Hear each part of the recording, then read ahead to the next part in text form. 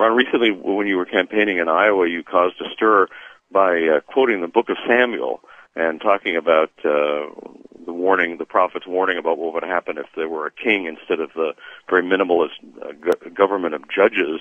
And you talked about coming dictatorship in Washington. Yeah, and that First Samuel in chapter 8, I have always found fascinating because Samuel was smart enough to say that you don't want a king, and he also recognized that a king or big government in Washington D.C. Replaces belief in God. So most people throughout all history believe in a creator and in a God. So who do we obey and who do we try to follow? Is it our government? So Samuel said, well, if you have a king, you're going to replace the instructions you get from our Creator and the things that are handed down by the fathers. And so therefore, he says, don't do it. He said, before you know it, they're going to be fighting wars and drafting your children, girls and boys. And I thought the other thing was pretty amazing. He says, and they're going to tax you also. And I thought, boy, I'll tell you, it looks like we've asked for a king. We don't call him a king, but we have dictatorial powers in Washington, and they're getting worse every single day. Ron, today you're going to address a big Christian right rally in Washington. Don't you think that even some of those people are beginning to come around? Yes, and I like to go to these functions because my language will be a little bit different, my beliefs will be a little bit different, and I do have a strong faith.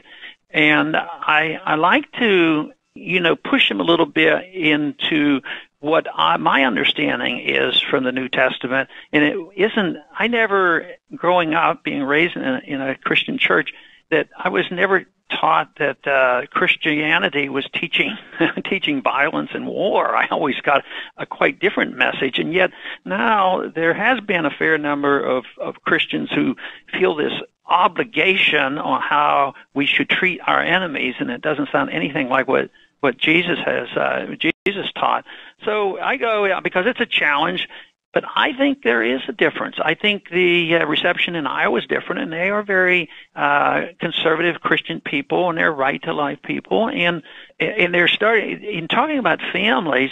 The response has been, what you talk about is really a family value, and that is a sound economy and people having jobs and not having inflation. All of a sudden, that's family values too, and it's very biblical too, not to have dishonest money. I think we're supposed to have honest weights and measures. Well, no question that everybody in this country is worried about the economic future. You've been the one man pointing out what was going to happen and what we need to do to fix things. And so I think it's not a coincidence at all that even among people who have otherwise been Bushites or followers of Falwell or people of that sort, who do seem to worship, almost substitute a worship for the government for the worship of God, that there is this ferment, there is this new interest, and I must say it's thrilling.